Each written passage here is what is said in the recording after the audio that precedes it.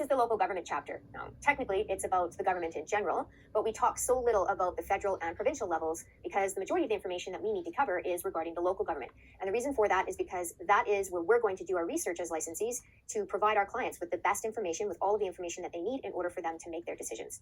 So we're going to cover federal and provincial as well as local. We're going to talk about what each one of them does, kind of what their set of responsibilities is. And from that, you need to be able to use that information to tell them all apart. So let's get started on it here. So the federal government cares about the big stuff, right? The things that are national, that it's going to affect everybody across the nation. So the government, you have to remember, doesn't care about issues between private individuals, right? The government is all about that public law because that is their first job, to protect the public. So they don't care about those private law disputes between individuals or between businesses. The other thing you have to remember about the federal government is that they don't have any power to directly control the use of property within the provinces. So that is a provincial power and not a federal power. But the exception to that is that the federal government does have jurisdiction over their own lands. So it doesn't matter where federal land might be located in the country, they have direct control over their own lands, which means that the bylaws, the local government laws that would normally put restrictions and requirements on land, they don't apply to our federal properties. Okay, so all of the municipal zoning regulations, they don't apply to the federal lands. Okay, so they do have jurisdiction over their own lands. What are the other things that they have jurisdiction over? The big stuff, like we said, a lot of the water ways, our rivers and oceans, seaports, fisheries, that kind of thing, and then railways as well. And the one big thing that the federal government has, primary responsibility for is airports. So all of the stuff related to airports, the regulations, and even including the height of buildings that you might be able to build around airports, or even certain trees that you are restricted from planting because they might grow too tall, right? We want to keep those flight paths clear and safe for the airport to operate and provide that service to the public and to the population of Canada. So that is what they have jurisdiction over. Now, how do they do this? How do they actually carry out this? They usually create different departments. So the Department of Transportation, the Department of Fisheries for some of the things that are on the list here, but lots of different departments that they create that allows them to execute the powers and responsibilities that they have. So not a lot of information for federal. You just need to remember the restrictions here at the bottom, as well as the general list of what they have to do every day. Now, the next one that we're going to cover is our provincial government. And for the provincial government, they have a little bit longer of a list, sort of a more varied list. So we said they do have jurisdiction over the use of private property, so matters affecting private property in the provinces. And they also do have the ability to delegate some of their powers. So that is something that is unique for the provincial government, is they have the ability through legislation, through our statute laws, that they can delegate and push off, basically make the local government do some of the things that they would normally have responsibility for. So we're going to talk about each one of these 7. Some of them we have more details than others. There are certain, few on this list where you don't need to know too many details about them. So the Agricultural Land Commission is the very first one we're going to talk about. That is related to the Agricultural Land Reserve. Okay, so if they talk about the ALC and the ALR, so the Agricultural Land Commission, ALC, and Agricultural Land Reserve, ALR, they are really referring to the same thing. It's kind of a different reference, but for the purposes of your exam questions, you can just think of them as the same thing. So we have this Agricultural Land Commission Act that we follow for all of our ALR issues and ideas and topics. Now, the ALR has about 5 million hectares of land in it. So if you don't know what a hectare is, you can Google that and figure out what it is in acres, and your mind will be blown. Okay, so the Agricultural Land Reserve has about 5 million hectares of land in it. And the whole point of the ALC Act is to preserve that land. So we want to make sure that we have agricultural land for agricultural use and that we're not gobbling it up to develop it and turn it into something else. So that includes urban development, suburban or urban development. What do we mean by that? We just mean those are the higher population areas where we have lots of buildings and lots of people. So whether they work or play or live in those areas, that's what we're referring to. So we want to protect those lands from development to make sure that we have that agricultural land in this province. So basically the ALR can't be subdivided without the ALC's permission before you can do that. And ALC land, so agricultural ALR land, can't actually be used for anything other than a farming use. So what is a farming use? It's the farming of plants, animals, and land. So for agriculture, but also for animals as well. So we want to make sure that we protect that land. And so making sure that we keep that overdevelopment or more development than we need to, and making sure that we keep that amount of land in the reserve is really important for this province. We want to make sure that we can, at least provide the minimal amount of, resources for our own citizens in our own country. The one thing that the ALC cannot do is they cannot add more land to the reserve. So like I said, we have about 5 million hectares in there. They can't just, decide that they're going to take your property away from you so that they can add it to the reserve. If it isn't already zoned agricultural land, then they're not allowed to just go and, steal land from people wherever they want to. So remember that one. That's a common false answer choice that they give you for the questions for these ones. Now, ALC records take precedence over certificates of title. What are we talking about? So the ALC actually keeps records of the agricultural land, the reserve land that is in the reserve. And so most of the time, the title, the information that's in the land title office will be accurate and up to date and will match what is in the ALC documents and their records. But sometimes that isn't the case. Every once in a while, you'll get, a piece of property that hasn't been updated for whatever reason, it got missed. And so now the title, what's in the land title office, doesn't match the records to the ALC. If that's the case and they don't match and they're talking about something totally different, then the ALC records will take precedence over the title, meaning that one, the ALC records will be the one that we follow. So it'll kind of trump the title information. Now you can have notations on title. You see that there's an example here up on the screen for you to show that a piece of property, it might say on the title that it is in the reserve, it's in a certain plan, and it might be subject to that ALC Act. Okay, so just make sure that you remember that one as well. It's a very common one in your false and true answer choices. Okay, local municipal bylaws and regulations are applicable to ALC lands. So just because it's in the reserve doesn't mean it gets to escape all of the bylaws that are set, right, for land use and building and restrictions and building codes and all of that kind of stuff. So they definitely are applicable to that agricultural land. And then landowners, if they want to, if they feel that they're able to, they want to try, it's pretty tough, but they can apply to have their land excluded from the provisions of the ALC Act. So maybe not necessarily excluded from agricultural land. They may not be able to change the zoning, but they might be able to change the provisions, right? Maybe change their situation so they can use it for something different. So this is it. Pretty simple, straightforward, kind of common sense type points that you need to remember about it, but there is a bit of detail and you have to make sure that you remember it all. Okay, so question 1. Which of the following statements regarding the Agricultural Land Commission Act is true? In the event that the records of the ALC and Land Title Registry contradict, the land title records will take precedence. So what do you think about this one? Hopefully you remember that we said that the ALC records take precedence over the title records, not the other way around. So that one is a false answer choice. Local municipal bylaws and regulations are not applicable to ALC lands. Again, hopefully you remember that's not the case. The local municipal bylaws do still apply to agricultural lands. The difference with the agricultural land is that it's also subject to that Agricultural Land Commission Act. So for this one, false answer choice. The objective of the ALC Act is to preserve areas of agricultural land for farm use instead of other uses such as urban development. That one is your true answer choice. We said that is the whole reason for the ALC Act in the first place, is to protect that 5 million hectares of land that's in the reserve. And then number 4 is false because landowners actually can apply to have their properties, the provisions that they would need to meet under the ALC Act, have their property removed from that, okay, excluded from those provisions. So super easy, simple, straightforward information about those 5 points that we just talked about for the ALC Act. Which of the following is not within the powers granted to the ALC Commission, to the Agricultural Land Commission under the Agricultural Land Commission Act? So number 1 says the ability to exclude land from an agricultural land reserve. If you're not sure about that one, because we said exclude it from the provisions of the Act, so if you're not sure about that one, we would skip it and move on. The ability to expropriate land and add it to the agricultural land reserve. So hopefully remember, they're not allowed to add more land. They can't just take your property that's zoned for something else, take it away from you, and then say, well, we're taking it from you so that we can add it to the reserve. That's not what they're allowed to do. So number 1 is allowed. Yes, the land can be excluded from the reserve if the ALC decides that that is appropriate, and that's what they want to do. They have the ability to pass regulations affecting agricultural reserve land, and they have the ability to allow subdivision of agricultural reserve land. Okay, next one is your Health Act. So for this one here, this one is not about your care card or going to a walk-in clinic or the hospital or anything like that. This is about septic systems. So this is where if you wanted to build out a new neighborhood, if you wanted to put in an application for a new subdivision, it's whether that new subdivision, if you wanted it to be covered by a septic system for sewage, whether it would be adequately served for that neighborhood using that septic system. If there's a determination that it isn't, then you might need to hook it up to the city sewer services. And sometimes for developers, that's a little bit more expensive. And so that's the reason why they're asking to have septic sewage in place instead. Okay, so this is all about the health department, right? They're the ones that would decide whether it could be adequately served by that septic system or whether it needs to be hooked up to the city sewer system or not after all. Okay, so the provincial government controls this directly, and you need to make an application to do this if you want to as a developer that's building out that neighborhood. Okay, the next one, next one is Transportation Act for highways.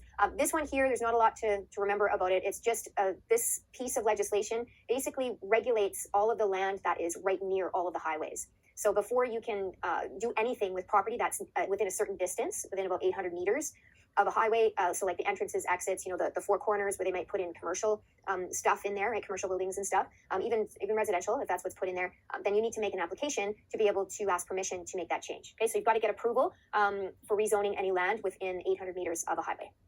The next one is your Heritage Conservation Act. So this one, there's again a little bit more detail to remember, just like we had with the ALC Act. So for this Heritage Conservation Act, it's all about heritage properties.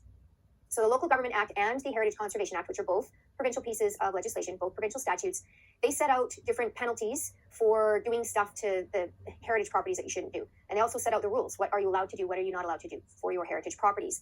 And so if you have a buyer that wants to purchase a piece of property and they have a specific plan in mind for that property, and you think that it might be a heritage property, a heritage designation, or you think it might be designated heritage sometime in the future, then you need to make sure that you do your investigations, you do your due diligence, and you inform your client that they need to do the same thing. And the reason for that is because there's a lot of rules when it comes to heritage properties, lots of things that you're not allowed to do. So definitely about demolishing or destroying structures on the property, but even changes to the land, like the landscape itself, you might not be allowed to do that. And then also for alterations or renovations, if they're pretty substantial, you might not be able to do them, or you might not be able to do them at all for anything. So it's about preserving things the way that they are, right? We want to remember how they were and keep them how they were. So heritage designation runs with the land. So it binds future owners. What do they mean by that? Doesn't matter how many times that property is sold down the line, that new owner is always going to be bound by the same rules that all of the previous owners were. So same restrictions that are set out in both of these legislations, that any new owner that would buy later on, they would still be subject to those. So if you do something that you shouldn't to a heritage property, you might be meant to make it whole again. You might be meant to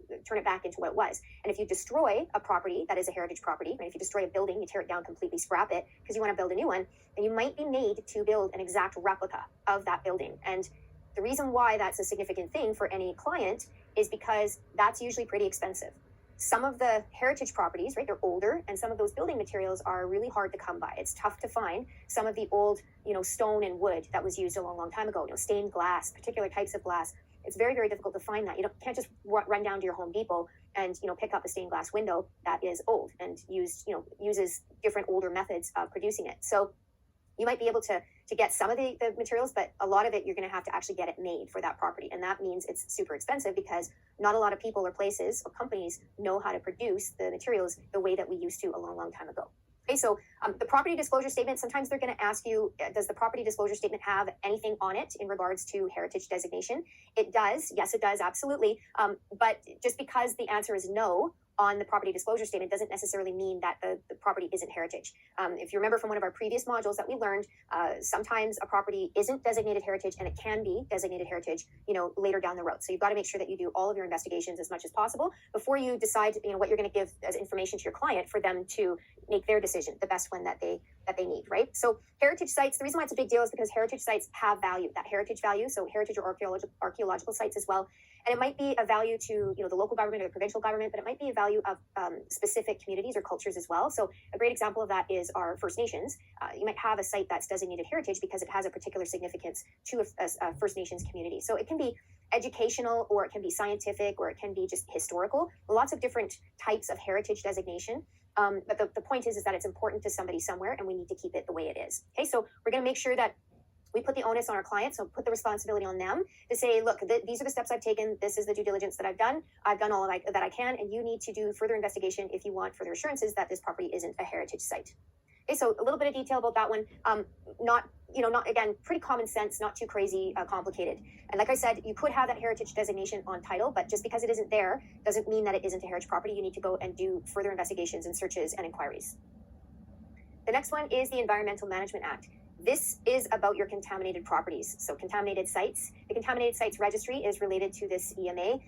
The purpose of the act here, this EMA, is to provide a uniform provincial screening process for development here in BC. So it allows you to go and check a piece of property's site profile and get all of the pertinent information if it happens to be in that registry, so that you can decide whether you want to go forward with a purchase and developing that property or not. Some contaminations can be pretty expensive. So, most of the time it's commercial properties, but it doesn't mean that you don't have residential properties in the registry as well. So as a licensee, you should always make it a habit of checking every property to see whether it's in that registry or not. So gas stations, factories, dry cleaners, automotive shops, if they're not getting rid of their waste, their chemicals and their fluids properly, then they can not only contaminate the property that they're on, but also neighboring properties as well if it's a really bad situation. And just because we said commercial, right, more likely to be in that registry, doesn't mean that you won't have residential properties in there as well, because you could have things like, underground tanks that are buried that are also contaminating for residential. So underground oil tanks, if you used to have an oil burning furnace for heat a long, long time ago, that used to be a thing for farmhouses, right, for farm properties. And then also you could have underground septic tanks as well. Again, that used to be an older thing in a lot of the areas that we have that are urban or suburban now,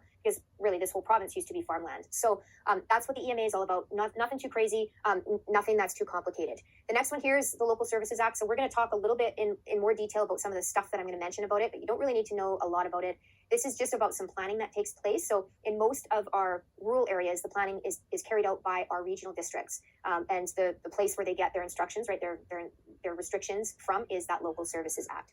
The last one is the Islands Trust Act. So for this one, this is what protects and preserves our Gulf Islands. So provincial government manages the Gulf Islands. You don't go to the local government or the municipal government like you normally would if you want to develop property or change zoning or do anything like that. You go directly to the provincial government, and this is where they get their power, is under this Islands Trust Act. So the government has assigned a lot of these powers to a trust committee to take care of. So they don't really do it directly, but they've delegated some of those tasks right onto a committee that takes care of the Islands Trust. So it just makes it a lot simpler. The whole process, the whole planning process for the Gulf Islands, it just makes it a lot simpler when there aren't, multiple levels that are involved in that process.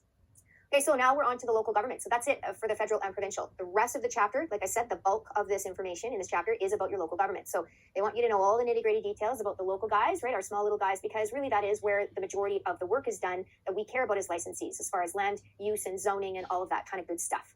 So the creation, structure, and powers of all local governments are set out in these three pieces of legislation. So the Local Government Act, the Community Charter, and the Vancouver Charter. And I know that we already said how to decide whether something is a piece of statute legislation, right, is by that word act. This is an example of exception to that. So both the charters that are listed here are legislation. So you have to remember that. They're both legislation. So Community Charter and the Vancouver Charter. Because what did we say about the provincial government? The provincial government is able to give over some of their responsibilities to the local government. And how do they do that? They do that through legislation. So that's what this slide is really all about. Okay? They can only do the things that are given to them. So the local government can only do the things and execute the powers and carry out the responsibilities that are passed on to them through these legislation. They can't do anything that's outside of it. So if they don't get any power to do a certain thing from these pieces of law, then they're not allowed to do it. Okay, so the local government itself, Local Government Act, we're going to talk about these in a little bit more detail, and you need to kind of know what they're connected to, what they regulate, who would actually access them to see what their responsibilities are and to carry out their responsibilities.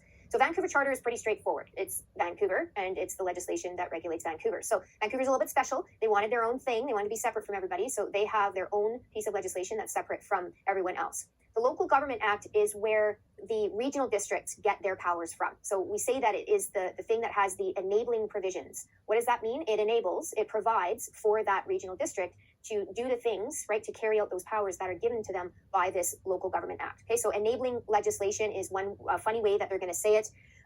Able to, allowed to get things done, to carry out their job, to carry out their responsibilities, all those kinds of good things. Okay, so the core responsibilities are in there. Community Charter is where the municipal governments get their responsibilities and where they have all of the things dictated to them that they need to do. So same thing as with the Local Government Act in that regional district. The Community Charter will do that for the municipal governments. Now, how do you remember what is related to what here? Well, the colored letters will give you a little bit of help. So the Local Government Act, if you look at the letters that are in the Local Government Act and you take that word regional, all of the letters in regional except for the letter I are actually in the Local Government Act. You can pick those letters out, and so you know that those are the two that are related to one another. The Community Charter, the Muni, that's in the middle of that Community Charter, is actually in the municipal government. So it's the same word. It's the same sort of piece of the word. So you know that those two are related. And to know what the municipal government is all about, it's about cities, towns, municipalities, and villages. So not Vancouver. Remember, Vancouver is the Vancouver Charter. So all the other cities, towns, municipalities, and villages. If you look at the other letters in the Community Charter, everything except for villages, the capital letters are in there as well. So C for cities, T for towns, and M for municipalities. Okay, so hopefully that helps you to remember what's what so that you don't get them confused. So the Local Government Act creates 3 levels of our local government. We're going to talk about each one of these in some detail. So regional districts, municipal governments, and your local improvement districts. If they try and suggest that there is such a thing as a local enterprise zone, and particularly that it's related to the local government, that is a false statement. So the regional districts, let's talk about that one first. The whole province is chopped up into smaller pieces called regional districts. And the reason why we do that is because it would be very difficult to manage the province as a whole unit with all of the different needs of the populations and the areas and services and all that kind of stuff. So it's a lot easier to chop it up into a bunch of smaller pieces. So we have a whole bunch of different regional districts, and then those are broken up into smaller pieces, even then called electoral districts. So what is happening in each of the regional districts decides what that regional district can do, what their responsibilities are, and what their role is. So all of them are going to be a little bit different in how they function and what things that they would need to take care of. So they have some general long-term planning powers. And what are some of the things that they would need to do that planning for? So they maybe want to establish libraries. Maybe they want to establish some public housing or sewage, garbage disposal planning for the neighborhood, for the areas, that kind of thing. So kind of bigger type topics for regional districts, right? That's sort of where their responsibility lies.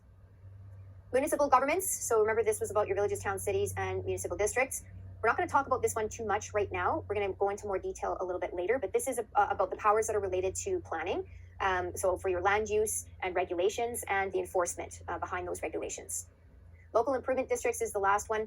This one is the main powers that they have are construction, operation, and maintenance of utilities in rural areas. So that is their main power. That's usually why they exist. But you have to remember that they're not strictly for rural areas. They can exist outside of rural areas. So maybe in a suburban area, they might exist as well. So they're not limited to rural areas, but that is where usually they exist. Now, what is the deal with these local improvement districts? They exist when the population, when the people of that area basically petition for it to exist. And the reason why they would petition for a local improvement district is when it's not being taken care of, when all of the things that they want are not being taken care of by either a municipal government or by a regional district. So sometimes, some areas kind of get lost, right? They get left out. And so the citizens of that area might say, we want a local improvement district to make sure that we have all of our things and our stuff taken care of. So again, main powers are construction, operation, and maintenance of utilities, right? Services to that area. So what are some of the things that are included in that? Construction, operation, and maintenance of waterworks, so water provisions, sewage and disposal of that sewage, drainage systems, and then even in some cases, the provision of electricity. So providing a system to deliver electricity to the people of that area. Okay, so who provides services such as water supply, sewers, and waste management to residents of BC? So is it regional districts, municipalities, or improvement districts, or is it all of the above? Now, I know that we just talked about improvement districts, and we said, yes, they provide some of these things, but remember I said it's when it's not being taken care of by some of the other levels of the local government, such as municipalities and regional districts. So they all could provide these services, which is why it's all of the above. So a little bit of a trick question for you for that one. Which of the following is a type of municipal government? Hopefully you remember for this one, we had villages, towns, cities, and municipal districts. So this one's answer is simply towns. Which of the following statements about improvement districts is false? So deal with the answers one at a time. Improvement districts are established by the provincial government following a petition by the residents of the area involved. That is true. Improvement districts are limited to rural areas only. Hopefully you remember that is the false one because they're not limited to rural areas. That is usually where they exist and their purpose and where they serve, but they're not limited. They could exist outside of rural areas in other types of areas too. So what does that mean for 3 and 4? True and true. Improvement districts are governed by elected trustees who may pass bylaws to carry out the district's objectives. And then number 4 says the main powers of improvement districts relate to the construction, operation, or maintenance of utilities in rural areas. So both of those are good. Now, what are the rationales behind our planning controls? What are we talking about planning controls? Our bylaws. So our subdivision bylaws, our building bylaws, and our zoning bylaws. So all the regulations that we have in those bylaws, what is the reason for it? These are the 4 rationales behind why we have those planning controls. So we're going to talk about these in a little bit more detail. What you need to remember is that the local government doesn't exist to accommodate a developer. So anytime they try and suggest that in an answer choice, it is always a false statement. Local government isn't there to protect developers. The local government is there to protect the public. Okay, so they don't accommodate a developer's interests. First one is public health and safety. That is rationale. That is reason number 1 to have all of our planning controls, all of our bylaws and regulations in place. So building bylaws, zoning bylaws, and our subdivision regulations, right? All of those are all going to contribute to protecting the public, right? For health and safety and making sure that we provide safe living conditions and safe places for people to live in. So preventing the spread of fire, right? With your building regulations, you can't build too close together, right? That's our setbacks we're going to talk about in a minute or two. Preventing health hazards created by improper water or sewer installations, right? You don't want to have stagnant water anywhere because that breeds disease and nasty conditions. And then controlling building or maybe even prohibiting building in areas that are subject to flooding. Because again, you don't want to have people living in an area where they might, drown or die because there's a flash flood in that area. So all of the different regulations, building code, subdivision, and bylaws, and zoning, they all contribute to this to provide the public with, safe and healthy conditions to live in. Number 2 is protect property values. So really protecting against the lowering of property values. So the reason why we have some of our zoning, particularly our zoning controls, our zoning regulations, is to make sure that the planning that goes into the neighborhoods, into the subdivisions that we have, is proper in the sense that it doesn't allow major differences between zoning with properties that are beside one another. And the reason why we say that is because if you were to live right next door to a cement plant, right, a giant factory, then your property would probably be worth less than another property that doesn't, because you're dealing with, pollution, light and noise and traffic and all kinds of different things. People might question as to how healthy it is for you to live on that property. So the whole purpose of some of our planning controls, and all of them would contribute to this one, but particularly the zoning, is that it ensures that all of the adjacent uses are compatible, right? You don't have that residential house sitting right next to that factory. Another way that they do this to protect property values is to regulate development density. So the development density is all about, how much you build on a property. So how dense it is, how many people are sort of in that area. And there's a lot of times maximums and minimums for that in most areas for most parcels of land. Okay, so that is how they're going to protect against those property values from decreasing, lowering. The third one is efficiency, convenience, and appearance. We want to make our neighborhoods convenient for the citizens that live in them, right? As well, we want to make the area convenient for the city or the municipality to provide services to that area and maintain those services in that area. So we don't want it to be overly expensive for the municipality to provide services to certain areas. So we might actually prohibit or limit building, in certain parts until we can sort of build out to that or grow out to that. And in certain situations, they may not allow building in certain areas at all, just because it's too difficult to get those services to those properties. So prohibiting development where it would be excessive cost to the municipality and installing sewer lines, requiring landscape areas around certain land uses to improve appearance. So parking lots is a great example of that. It's just a slab of asphalt, right, and some paint and lights usually, and that's really not all that attractive, especially if you live in the area and you're driving by it all the time, or if it's across the street from where you live. So in order to improve the appearance of that and maybe not make it the focus of the neighborhood, maybe hide it away or tuck it away, is we would require, when that area is being built out, we would require that some green space be put in there, maybe some trees built, maybe some benches, that kind of thing, to improve the area's usefulness as well as its appearance. And then we always want to encourage commercial developments to be built as compactly, so as small a footprint as possible. And why is that? Similar thing to the parking lot example. Commercial buildings, most of the time, are not really all that attractive, right? They typically tend to be big concrete boxes, and they're not really pretty to look at. So if we want to have some businesses in the area, we want to have it as small as possible, so it has the least amount of impact on that area as far as those property values and people's willingness to move nearby or close by or next door. So efficiency, convenience, and appearance are all very important for those planning controls. This is one of the reasons why we would have all of those zoning and subdivision controls in place. Conserving our natural resources, this is a big reason as well. It's not the least important out of them, right? It is also one of them, so don't think that it's a ranking system 1 to 4. Public health and safety definitely is top of the list, but we also want to conserve our natural resources. We don't want to be doing damage to our environment just because we want to build something or we want to tear something down or change something. So there's a lot of different ways that the governments can go about protecting our natural resources, our land, and one of those we already talked about through our Agricultural Land Commission Act and the Land Reserve. But specifically for our local government, there's licensing bylaws requiring building permits, having those regulations laid out to say what a builder's allowed to do and what they're not allowed to do. Subdivision, zoning bylaws are all examples of ways that we can protect our natural environment, our natural resources, so we don't do damage to things. So we want to preserve stream banks and ravines. Waterways are very, very important. We don't want to be damaging them. We don't want to be polluting them. Ravines are important as well because a lot of wildlife typically tends to use them for travel. It's kind of like their highway type of thing. We want to prevent urban development in ecologically sensitive areas, so not just in areas where there's stream banks and ravines, in other areas as well, so riparian areas, lakes, all of that kind of stuff. And again, you see the same point that we saw in the previous one as well, that we want to encourage those commercial centers, right, those commercial developments to be as small as possible, so it has the least impact on the surrounding area, and that is including on our natural resources and our environment itself. So we want to regulate development density, right? We want to make sure that we don't build too much everywhere. We want to make sure that there are some areas that are preserved. And why is that? If we started doing damage to our natural environment, then we would see a lot of wildlife leave, and it's really nice to be able to wake up in the morning and hear the birds chirping. And if we didn't have the waterways, right, stream banks and lakes, and we didn't have our ravines and our green spaces and our trees, then we would see a lot of that wildlife leave, and then we would be living in that concrete jungle like we always say it is. So we want to make sure that we do the best that we can in order to protect all of our natural lands and areas and that kind of thing, so that we can continue to enjoy it as part of the areas that we live in. Okay, so which of the following examples are of common local government planning controls? So from all of that information that we just learned, from all of those rationales, those 4 different slides that we just covered, you need to know each of those things, keep them separate with their lists, right? Know which one is about what. And then you need to know it in general for a question like this, because they are now testing you in this one question. They're testing you on all of those slides all at once. So if you remember, preventing the spread of fire, preserving the integrity of stream banks, and regulating development density were all on those points for the rationales behind all of the planning controls that we have. Electoral voting boundaries, establishing public service jobs, and raising property taxes were not behind the rationale for all of the planning controls that we have. So make sure that you know those lists and know them well. This is a super simple question if you know that information.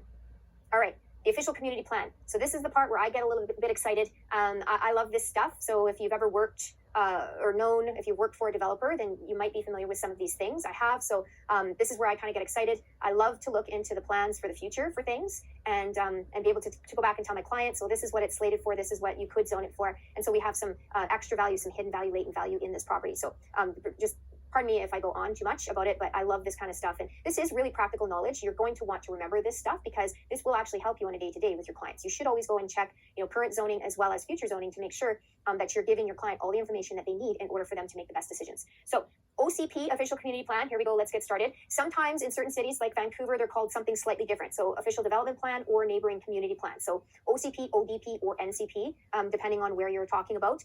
The purpose of the OCP is to encourage local governments to prepare those long-range plans dealing with future development of local governments. Now, it seems weird because it seems like we're talking about doing something with the government. Yes, the local government is referring to government, but really it's referring to the area that is included in that local government. So what does that mean? This is the plans. This is the long-range future plans for what is going to happen with the neighborhoods, with the areas that we live in. This is about proposed land use. So proposed, it's not being used for that yet. This is the future stuff. And it's a longer vision for the community. So you notice that we say long-range plans and longer vision. We harp on that. We say that a couple different times because that is the key to knowing that they're talking about the OCP. Long-range, future stuff, longer vision for a community. Definitely, if they're saying those terms, then it's talking about the OCP. Okay, so there's one or more maps that's usually included with the OCP, and it just lays out all of the information about each of the properties inside that area, and what the existing land use is and what the long-term future zoning would be for that property. So it gives an overall picture of that area, what it looks like right now, as well as what it's going to look like in the future. And this is the exciting thing. You can go to your client and say, hey, the property that you're looking to purchase, eventually down the road, it's going to be this type of zoning, and you might be able to sell it for a little bit more than you're buying it, especially since it might have that latent value, and you can take advantage of that later for development. Okay, so good stuff, exciting stuff. Now, when we have this OCP done, it may be adopted, but the municipality or the regional district is not obligated to adopt it. Okay, so they can choose whether they want to accept it, to adopt it or not.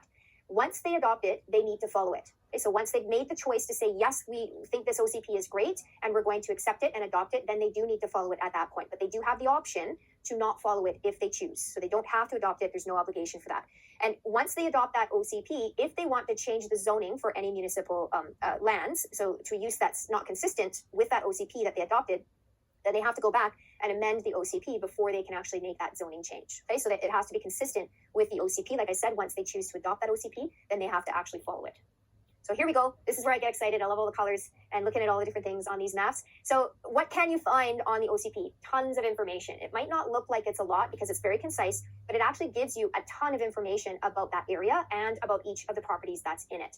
So the first bit, and usually what most of us are looking for, unless you're going to work with commercial properties strictly, most of us are looking for the info about residential properties, right? Because that is the bulk of the business that is in the province, that's occurring in the province.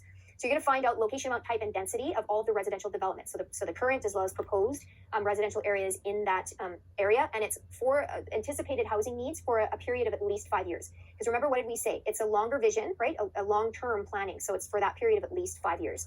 So on this map here, on the side is the color key, right? This is the answer key, if you want to think of it that way. And this tells you what each of the colors, or patterns in some cases, what they're all about, and what that land is going to be zoned and used for once we get to the end of this OCP and everything is done the way it says it should be.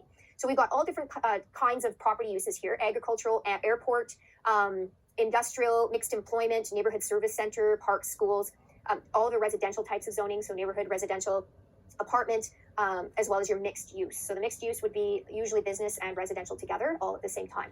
So on this map here, if you look at your color code here, your answer key, you see that the residential properties are the yellow. So it's the majority, it's the bulk of this area, as well as the brown right here. So this little bit here, not the orange. So there's two different colors here. Hopefully you can see it on your video. But the brown is also residential. That is the mixed use. So it's residential and commercial together. But we have neighborhood residential and apartment residential in there as well. So all of those different types of properties are going to be your residential properties. So the yellow, the brown, and the orange is your mixed use. Okay, so you've got all different kinds of colors in here. So what is the rest of that? What else can you find on the OCP?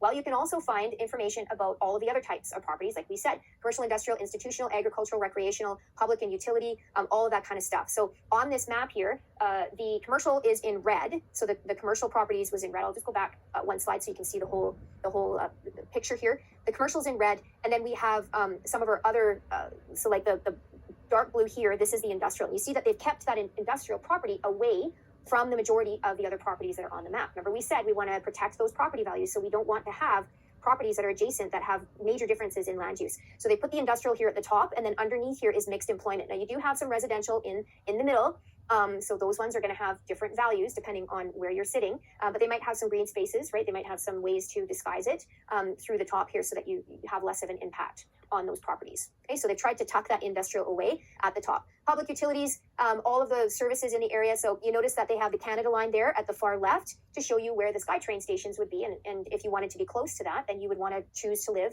maybe in that mixed use, the blue area that's right beside, so that you're close to your transit and your transportation services. Restrictions of the use of the land, and specifically for ones that are subject to hazardous conditions. So that's also going to be on the OCP. What do they mean by hazardous conditions? Mudslides, or areas where there's rock slides, that kind of thing. Any location and phasing of all of the sort of infrastructure, so the highways, trunk sewers, water lines, all of that kind of stuff is also going to be on the OCP, so that a developer builder would know where that is going to go and how that would affect a piece of property that they might want to build something on. And then the location and type of present and proposed public facilities. So that's your community centers, your libraries, your schools, all of that kind of stuff. So lots and lots of good information on here. It's super exciting when you get the colored map and you get to start looking at it and you see how they lay everything out and how they've planned that community and that neighborhood and all of the neighborhoods, how they fit together. So you notice there's the highway that runs through. So again, all of the locations of everything, all the schools are in there as well. So good information, all condensedly packed into that one map, or multiple maps if there's more than one. Which of the following best describes an official community plan?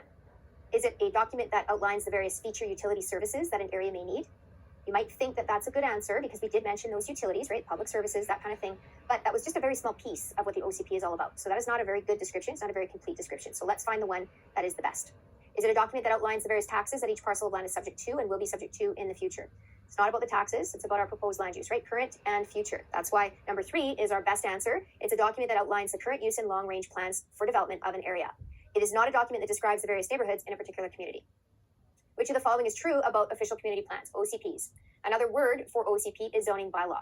So we didn't talk about it. I didn't mention it specifically on one of the previous slides that we had, but the OCP and the zoning bylaw are two very different things. The OCP is about current and future proposed land use. The zoning bylaw is just about current right now. So two very different things. They're not the same. Number 2 says a purpose behind the OCP is to encourage the provincial government to prepare long-range plans dealing with future development of the province. So this one sounds like it's good. It sounds like it's pretty decent, but it's actually wrong. And I'll tell you why when we actually reveal the answer. If a municipality wishes to rezone some of the lands to a use inconsistent with the OCP, it first must amend the OCP to show that the proposed rezoning is consistent with the OCP. So yes, that is true. Remember we said once the municipality or that regional district accepts and adopts that OCP, right, they don't have to adopt it. They can choose, but once they do, they have to abide by it and they have to follow it and make sure that they're consistent with it. Okay, so if they want to change something in there, they have to go back and change the OCP to do that. What was wrong with number 2?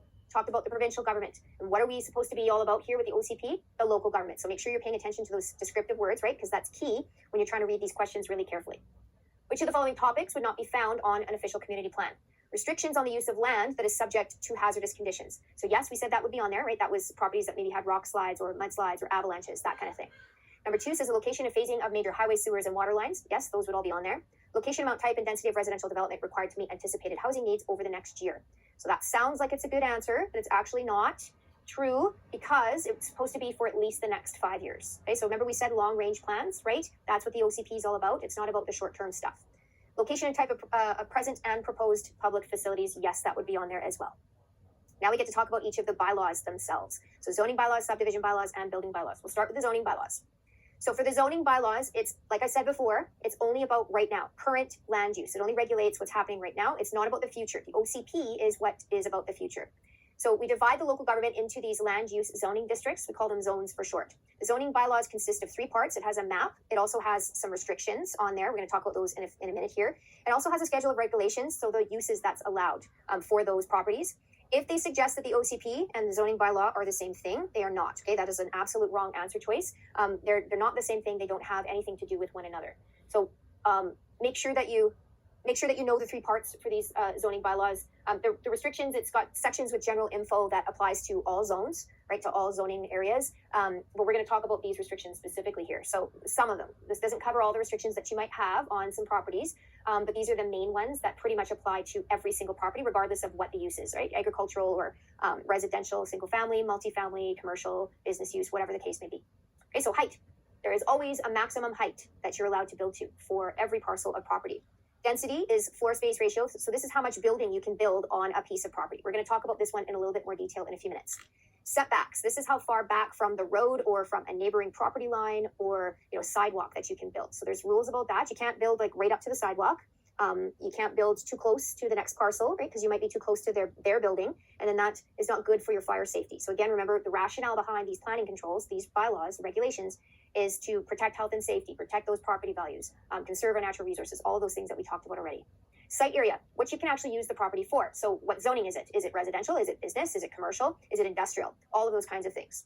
Home occupations, whether you can have a home-based business. So if you notice in certain areas, such as Clayton area, that's in both Surrey and Langley, if you go along some of the roads in Clayton, you'll notice that they have the little sandwich boards out front that say, like nail salon or hair salon services or that kind of thing. The reason why they can do that is because it's actually zoned to allow them to have a home-based business out of that property. Now, again, there's restrictions on that, right? They can't be doing, 700 customers a day coming there, but it would be something that would have limits to it, but you'd still be able to do it.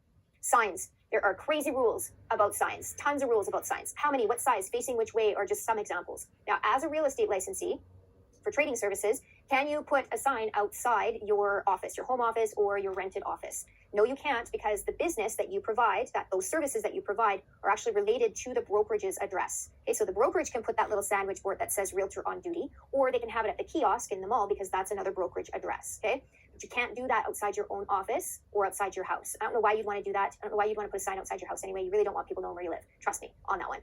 So you can still have an office that's not in the brokerage. You're allowed to do that, but you can't advertise real estate services being provided there. You can put your name on the door and your title, but that's it. Number of buildings per lot, there's always a maximum. Doesn't matter how large the parcel is. So you could have a 100-acre farm property and you'd still have a maximum number of buildings that you could build for that property. Parking, just like signs, there are tons and tons of rules about parking, like crazy rules for parking, minimums, maximums, all that kind of stuff. And then there's also usually some restrictions on what we call secondary suites, as well as short-term rentals use. So this is your Airbnb type stuff. So these are stays that are less than 30 days. So 30 days or more is considered a long-term rental. Anything that's less than 30 days is considered a short-term rental. And we're going to talk about number 9 in a little bit more detail later as well. Okay, so just know this list, know the basics about them, because they give you pretty simple questions to identify which ones might be restrictions. Like this one, zoning bylaws are concerned with which of the following except. So which one is not a zoning bylaw? So again, remember we said local government's not about developers, right? They're not there to restrict developers. They're not there to promote developers. It's not about the developers. It's about the public, right? It's about land use and what you can actually do with properties. So maximum height of buildings, setback requirements from property lines, and number of buildings on a particular lot. All of those are definitely going to be included in your zoning bylaws. Which of the following is not regulated by zoning bylaws? So here, the answers are a little bit longer, right? A little bit more detail, a little bit trickier. So change in ownership or occupancy of a building, structure, or land. You might think, well, I'm not really sure about that one. I don't know about that because, occupancy, that might say something about who's allowed to live there or what use can be there. So let's keep going and see if we can find another answer that's possible. The size, design, and location of advertisement signs in a given area. So yes, remember I said tons of rules about signs. Okay, tons of rules about signs, tons of rules about parking. The number of buildings permitted on a given parcel of property. Yes, that would actually be one of your zoning bylaws. And the number of parking spaces required for a 10,000-seat auditorium. So yeah, that one would require a little bit more than your strata building down the street, right? So number 1 is definitely not the one. Changes in ownership is not regulated by our zoning bylaws at all. Density, here we go. We're going to talk about some of these restrictions in a little bit more detail. So density is floor space ratio, FSR is the acronym that you need to remember. So floor space ratio, the definition for it is in that green box there. So it's a measure of density commonly used to regulate building on lands. And to measure density, you can measure it in these 4 different ways. So we're going to teach you how to do the measuring. We're going to actually teach you how to solve for some of the things that they ask you to find.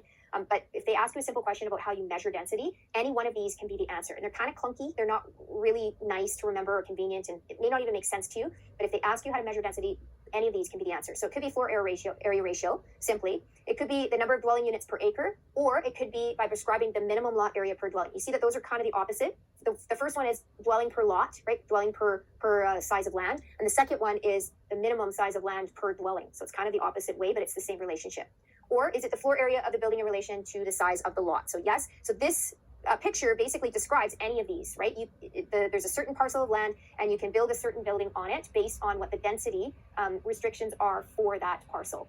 So this one here, we have an 8-story building. I think it's 8 stories. Yes, it is. So we have an 8-story building, which complies with the density that's allowed for this parcel. Now, if the municipality, right, if the local government, the city, the municipality wanted to increase the density, then that would mean that we could build a bigger building. So we could put on maybe a couple more floors, or we could make the building a little bit bigger in relation to the size of the land. If they wanted to reduce the density, if they wanted to decrease it, then we would be able to build less building on that property. And so maybe we would have to cut the top 2 stories off, right? 2 or 3, or maybe we would need to make a smaller building in relation to that land. Okay, so there's lots of different ways that you can measure density. We're going to show you a few ways here of what they might get you to do for super simple math. So these are the easy peasy ones. These are the ones that you don't worry about. Really, really easy. You just need to remember the formula that they give you for these in order to calculate. So we said that the floor space ratio is a measure of the density that's commonly used to regulate building on lands. So if you're given, for this parcel here, if you're given a 0.5 density, so you're allowed to build to a density of 0.5, what does that mean? It means you can build for that lot size, half of what that lot size is. And how do I know that? Well, I use my formula here. So to find out how big of a building that I can build with my 0.5 density value, then I would just take that FSR, the 0.5, and I would multiply it by my lot size. In this case, we've got an example of 1,000 square meters. So that means my building